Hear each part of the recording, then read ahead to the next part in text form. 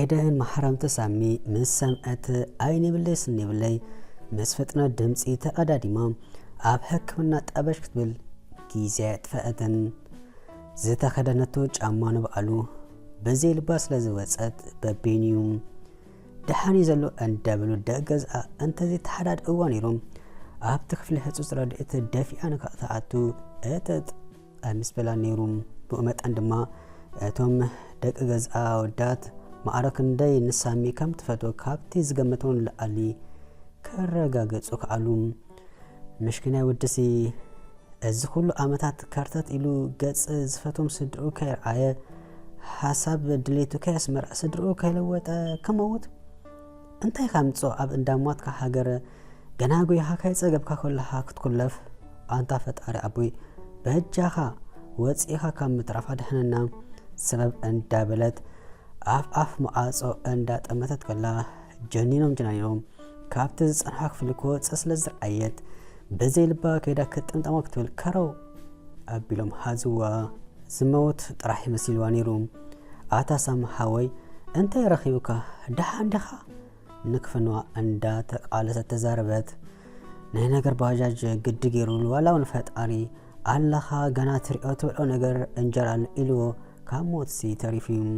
የግዳስ ዝገደፈትሉ የብላን ወዲ ሰብ ብዝጠቅምን ዘይጠቅምን በዘይ መጠን ክጭነቕ ትረአ ከለኻ ንምንታይ ዝብል ሕቶ ስቕ ኢሉ ይመላለሰካ እቲ ምንታይሲ ኩሉ ግዜ ነገራት ካብ ልክኦም ስለ ዝሓልፉን ገና ክትፍጠር ከለኻ መወዳእታኻ ፍሉጥ ስለ ዝኾነን በቲ ሓደ ድማ ዝፈጠረካ ኣምላኽ ልዕሊ ኣቕምኻ ክፍትነካ ስለዚ ይኽእል እዩ እቲ ምንታይሲ ኤደን ንሳሚ ስለ ዝተጨነቐትሉ ዘይኮነ ብሂወት ተሪፉ ፈጣሪ ኣለኻ ስለ ዝበሎ ጥራሕ እዩ እዚ ሓደ ወሳኒ ኣብነቲ ካብ ኮነ ከምዚ ዶ ከምዚ እንዳበልካ ቀጻሊ ነብስኻ ካብ ተዋጥር ፈጣሪ ከም ዘሎን ክሕልወካ ከምዘይተኸስ ኣብ ግምት ኤቲኻ እቲ ክትገብሮ ትኽእል ነገር ምግባር ካብ ብዙሕ ነገር ካድሕነካ ይኽእል እዩ ብዓብዪ ድማ ካብ ፀገም ናይ ጥዕና ድሓን ገዛ ክትወስዶ ትኽእል ኢኹም ስለ ዝበሎም ሓኺም ብኮንትራት ታክሲ ንገዛ ተበገሱ ልቢ ኤደን ግና ሃፍ ኮፍ ትብል ነበረት እዚኣ ደንውሉዳ ብርሕራሒ ትጥምቶ ንሳን ከምዛ ፈንጭሕ ኢላ ዝወለደቶ ብስስአ ትጥምቶ ዘላ ነዚ ዝተገንዘበ ሳሚ ኤዱ ድሓኖከ ምስ በላ ኣታ ሳምሓወይ እንታይ ከድሕን ዳ ኣነ ደ ብነገር ኣፋኔካ ከም ዝኾንከ እወ ኣነ ቅርስስቲ ምስ በለት ንስኺ ዝገበርክ የለን ካብ ቆስሊ ኣይትክፈአኒ እስከ ስቕበሊ ምስ በላ ሓራሓራይ ሳምሓወይ ኢላ ኣፋ ሓተመት የግዳስ ገለ ከይኮና ውሽጣስ ብሻቅሎት ካብ ምሕማስ ኣደይ ወዓለን ፍቅሪ ፈለማን ንእስነትን ጥዑም ገርሕ እንዲሁ ንስዩ ሓኒቕ እዩ ሂዝዋ ዘለዎም ወላ ደኣ ናይ ብልባ ተፍቅሮ ዳ እምበር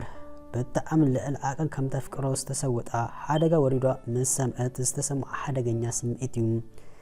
ተሰሪቃ ምጥማት ኣይቋረፀትን መቼም ዝጥወእ እንዳተጠዋዊ ድዮም እንተስተኺሎም መወዳእቱስ ገዝኦም በፅሑም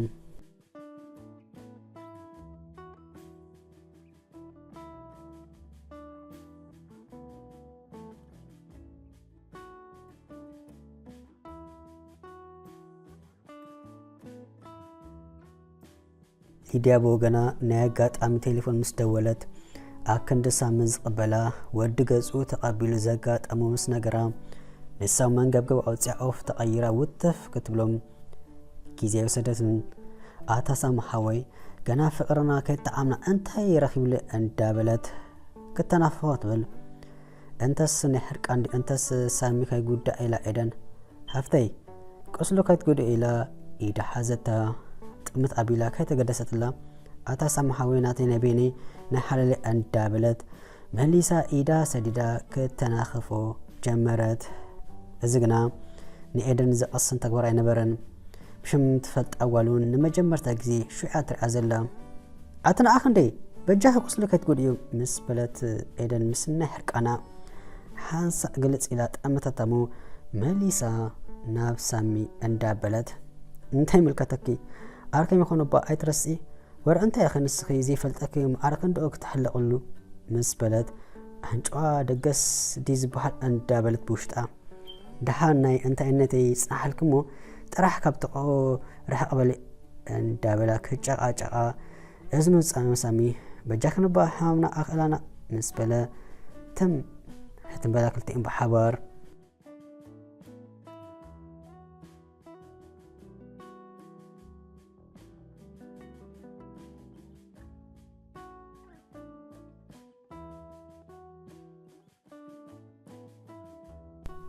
ንኤስሮም እንታይ ገበረ ኢሎም ስለ ዝነገርዎ ሊድያ ኣብቲ ገዛ ክላ ደበክ በለ ገዛ ብሕለክላ ፍቕሪ ተኸበ ኤደን ገና ምስ ረኣቶ ጎቲትኪ ኣውፅዮ መፃ ብሰንኩ ዝረኸበቶ በዓልያ ትፈልጦም ክትሪኦ ከለኻ ከዓ ጥዑይ ሰብ ይመስል እምበር ወረ እንታይ ክገብር መፂኡ ህይወተይ ብሰንኪ ዝረሳሕ ሰብ ክትመዛበል ከግብሪ ክፉእ እንዳበለት ምስ ነብሳ ናይ ሊድያ ኣብኡ ምሕላው እንዳሓርቃ ክሎ ተወሳኺ ዘዛረብ ነገር ዝረኸበት ዳሓይሳ ምስ ገበረ ከመይ ክብል እዩ ናብ ኤደን ሰገረም የግዳስ መልሲ ክትሕወይ ተሰምዐትን እንዳሓን ሕጂ ከም ድላይ ክኩኒ ኣብ ኤሮጳ ጥራሕ ይራኽበና ኣነ ፕሮሰስ የግብረልክ ከም ዘለኹ ኣብይ ሙኢልክዮ እንዳበለ ምስ ነብሱ ናብ ሊድያ ኣበለ ንሊድያ እትፈለማ ምስ ረኣየ ስለ ትፈቶ ተሓሪሙ ሰሚዓ ከምዚ ከማይ መፅያ ስለ ዝበለ ብዙሕ ኣይተገደስን ጸኒሁም ሊዱ ኣለኸ ዲኸ ደኣ ኣብዚ ዓዲ ኣነ ደኣ ዝወፃኸ እንዲዩ መሲሉኒ ምስ በላ ኣለኹ ኤስሮም ሓወይ ናበይ ክንወፅእ ኢልካና ኢኻ ድሓር ድማ ፈሊጥካ ዶ ምስ በለቶ እንታይ በላ ብትሓዋኽ ኣነንሳ ምን ፍቕሪ ከም ዝጀመርና ምስ በለቶ ልቢ ብትሓጓዝ ዝኣክል ቦሎፎን ጨዲዳ ሰማይ በፂሓ ትመልሰት እንታይ ትብሉ ጓሌ ጽቡቕ እምበር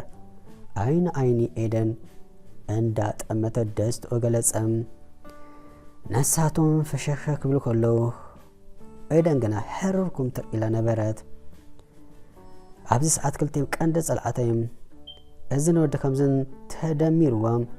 ከም ጋሻ መጠን ወይ ብደገ ከም ዝመፁ ሰባት ዝኾነ ዝስተዶ ዝብላዕ ክትብሎም ኣይተሰምዐትን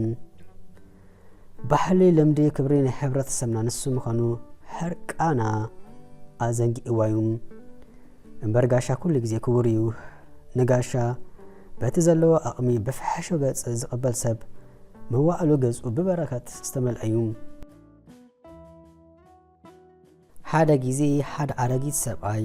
ካብ ኣዱ ተበጊሱ ምብፃሕ ስለ ዝነበረ ናብ ካልእ ዓዲ መኪናውን ስለዘይተኣቶ ናብቲ ዝካሸሉ ዝነበረ ቦታ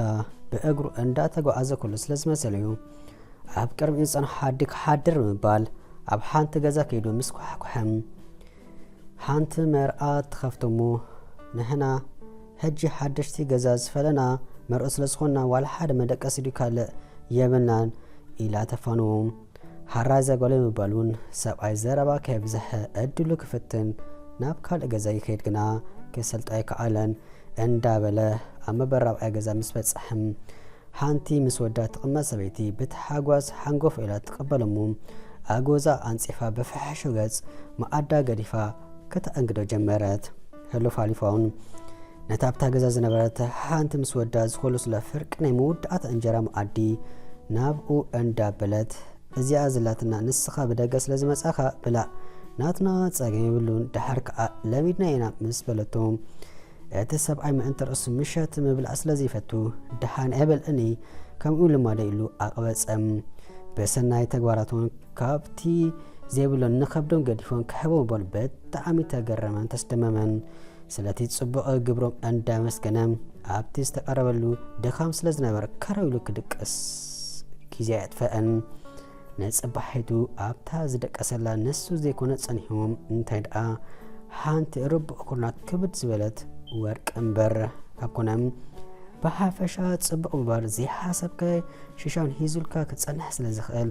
ማለት ከይተጸበኻ ሰናይ ምግባር ኣላይ መስርሕ ናይ ህይወት እዩ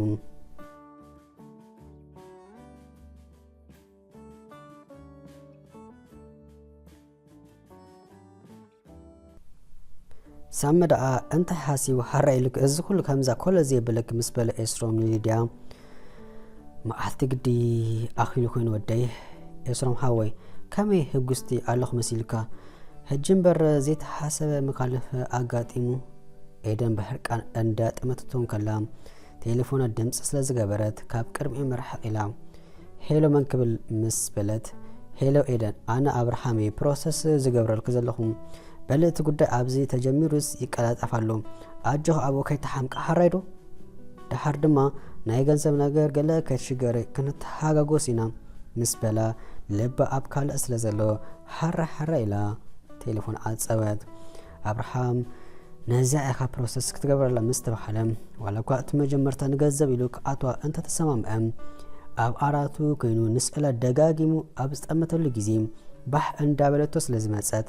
ንሓዋሮ ክጥቕላ ስለ ዝወሰነ ነዚ ክገብር እንተ ኮይኑ ድማ ገለ ሜላ ክጥቀም ከዘሎ